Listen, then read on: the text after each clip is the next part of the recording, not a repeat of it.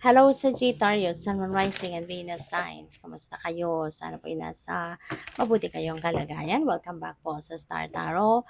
At kung bago kayo rito, welcome din po kayo. Please subscribe, like, share my videos, and leave me a comment po kung naka-resonate kayo. Thank you. So, tignan natin kung ano man ang ganap dito, no, for Sag.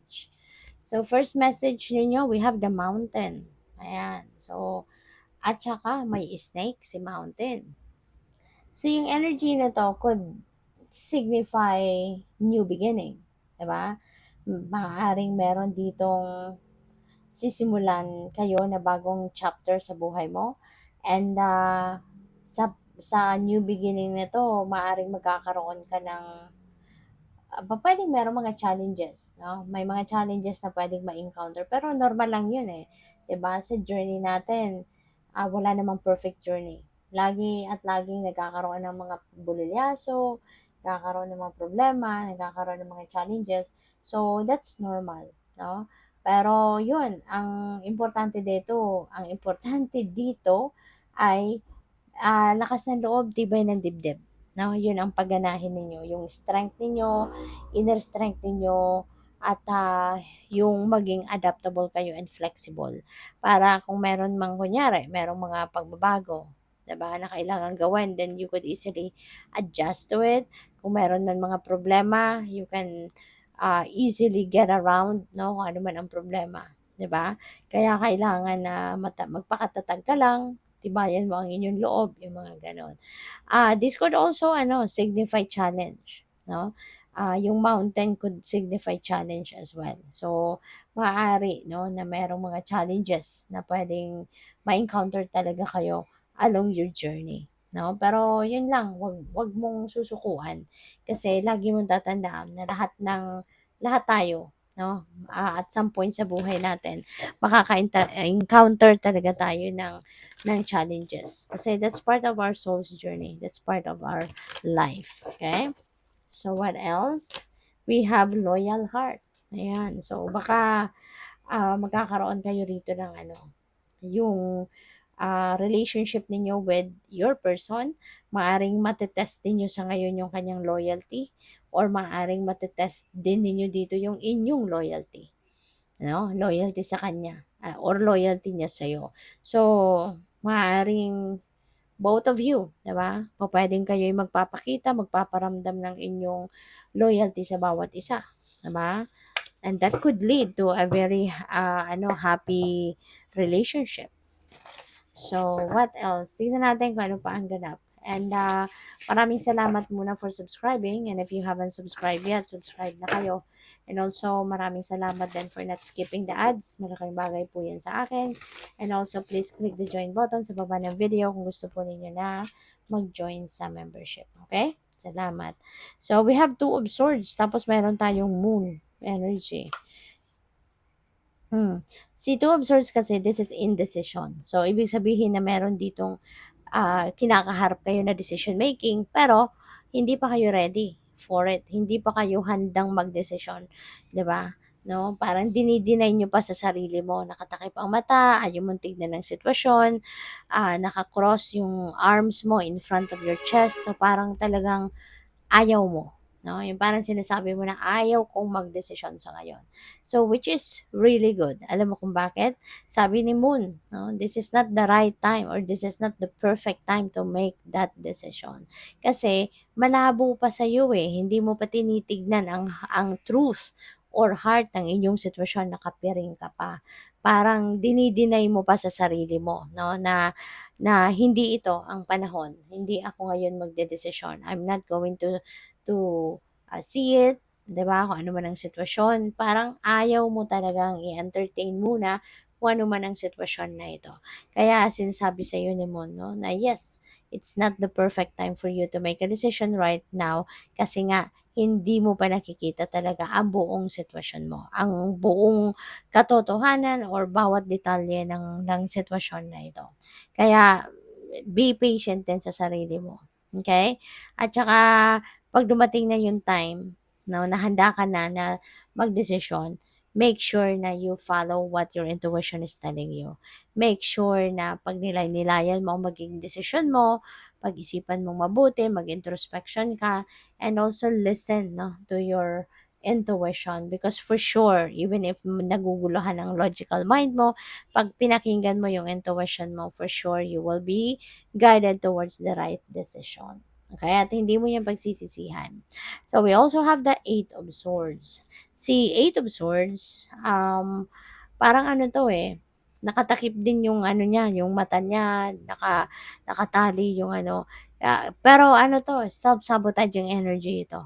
So parang, ikaw lang din naman ang nagsasabotahe sa sarili mo. It's because of, negative thinking.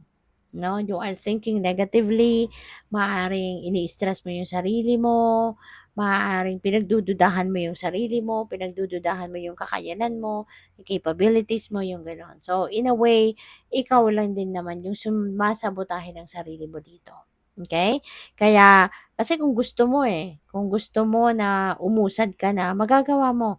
Kasi yung, kung nakikita mo, hindi naman tight, 'di ba? Hindi naman super tight ito, tingnan mo yung ano, nakalaylay pa nga, 'di ba?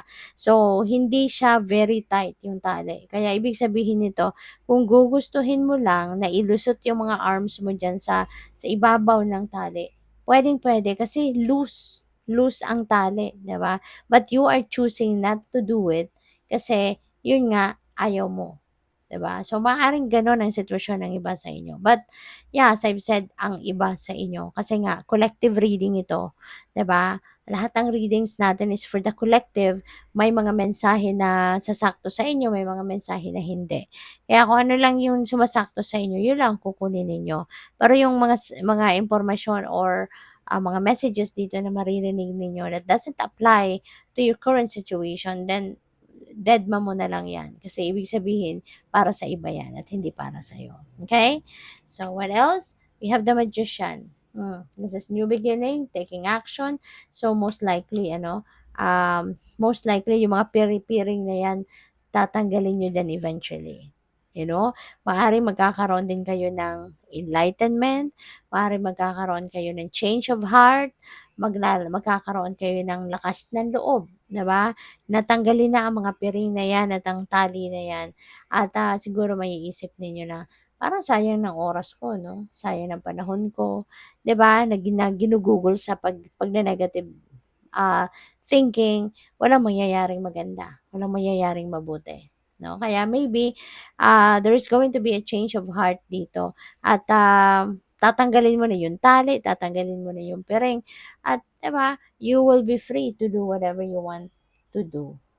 At, with the magician energy, feeling ko, magsisimula kang mag-take action towards your dreams. Kung ano man yung pinapangarap mo sa buhay, ano man yung mga minimithi mong gusto mo makamit sa buhay, maaaring yan ang uunahin mong gawin. Yan ang uunahin mong aksyonan. No? Pagkatapos ng mga episode na to, no, na mayroong mga denial, mayroong negative thinking. So, after ng episode na yan, mag-aarangkada ka na din. You are going to start to take action, you're getting on your feet, and you're going to make things happen. Kung ano man itong mga gusto mong mangyari sa buhay mo. So, we have Six of Pentacles. Meron tutulong sa'yo, no? Lalo-lalo na kung ang kailangan mo pera. 'Di ba?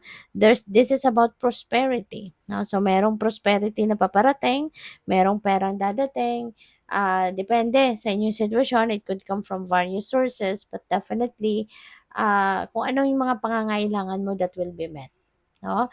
Kung magkano man ang kakailanganin ninyo, yung perang dadating could be more than enough pa sa kailangan mo and you can still save a little amount of money and pwede rin no, na meron ka pang pangtulong sa iba.